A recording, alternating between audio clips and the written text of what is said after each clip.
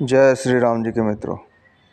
देखिए, अब मीडिया जब उसके पास कोई मुद्दा नहीं होता तो फिर वह भगवान को परेशान करने लगता है, भगवान के बारे में गलत बातें और श्रेष्ठ संतों के बारे में भी गलत बोलने लगता है। अब आज देखिए क्या छपा है, मर्यादा भूले महाराज, चरित्र वाला ज्ञान, महिलाओं का अपमान। महाराज जी, आपसे तो ऐसी उम्मीद नहीं थी। संत प्रेमानंद महाराज जी ने पार की सारी हदें। यह बयान सुनकर आप भी चौंक जाएंगे।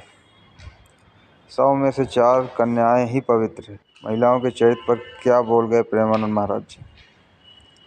हर व्यक्ति कभी न कभी थोड़ा बहुत गलत बोल देता है, लेकिन श्रेष्ठ संतों के मुख से कभी गलत बात नहीं निकलती। वो हित के लिए ही बोलते हैं और वो सच्चाई बोलते हैं, लेकिन ये मीडिया वाले उल्टी सीधी खबरें फैलाते हैं। अब देखिए प्रेमानंद महाराज जी ने क्या कहा था। बड़ा मुश्किल है, वास्तव में बहुत मुश्किल है। 100 में से कोई 2-4 कन्याएं ही ऐसी होंगी जो अपने जीवन की पवित्रता को बनाए रखते हुए स्वयं को किसी एक पुरुष को समर्पित करती हों। कोई लड़की जो 4 लड़कों से मिल चुकी है, क्या वह सच्ची बहू बन सकती है? और जो पुरुष 4 लड़कियों से मिल चुका हो, क्या वह सच्चा पति बन पाएगा? हमारा भारत एक धर्म प्रधान देश है, लेकिन अब हमारे देश में जो गलतियां और विकृतियां आ चुकी हैं, ये विदेशी माहौल की देन है। यह जो लिव इन रिलेशनशिप है, यह तो गंदगी का खजाना है। हमारे यहाँ तो पवित्रता के लिए लोग प्राण तक न्यौछावर कर देते थे। मुग़लों के आक्रमण के समय हमारी माताओं बहनों ने अपने शरीर को छूने तक नहीं दिया, पवित्रता के लिए प्राण त्याग दिए, और आजकल के बच्चे ये सब कर रहे हैं। हमारे देश में तो पति के लिए प्राण देने की भावना रही है। यह माना गया है कि चाहे हमारी जान चली जाए, लेकिन हमारे पति को कोई हानि ना हो। और आज पतियों के साथ कैसा व्यवहार हो रहा। पत्नी को तो प्राणमयी अर्धांगिनी माना गया है। कहाँ गई हमारे देश के मूल्यवान परंपराएं और भाषाएं? ये सब इसलिए हो रहा है क्योंकि पहले से ही व्यभिचार का चलन बढ़ गया है, जबकि हमारे यहाँ तो विवाह को अत्यंत पवित्र माना गया है। विवाह के समय पूरे गांव के देवी देवताओं की पूजा होती थी, बुजुर्गों का आशीर्वाद लिया जाता था, तब जाकर गृहस्थ धर्म में प्रवेश होता था। लेकिन आज पहले ही व्यभिचार, पहले ही गंदे आचरण में लिप्त हैं। ऐसे लोग क्या जानेंगे उस पवित्र धारा को, क्या समझ पाएंगे पाणी ग्रहण का महत्व?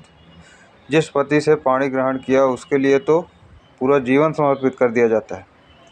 हमारा भारत देश है, कोई विदेश नहीं, जहाँ आज इसके साथ, कल उसके साथ और परसों किसी और के साथ संबंध बना लिए जाते हों।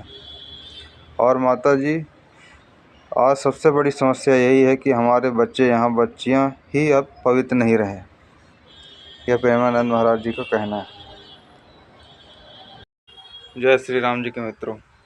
प्रेमानंद महाराज जी ने जो भी बात कही है उसमें पूरा सच है। उन्होंने सच्चाई बताई है कि आज के इंसान, स्त्री पुरुष इस तरह के हैं, इसलिए इस तरह की घटनाएं हो रही हैं उनके साथ। अगर वह सुधार कर लें तो उनके साथ ऐसी घटनाएं नहीं घटें। लेकिन आज के लोग अपने आप को सत्यवादी समझ के प्रेमानंद महाराज जी को ही ट्रोल कर रहे हैं, उन्हें परेशान कर रहे हैं।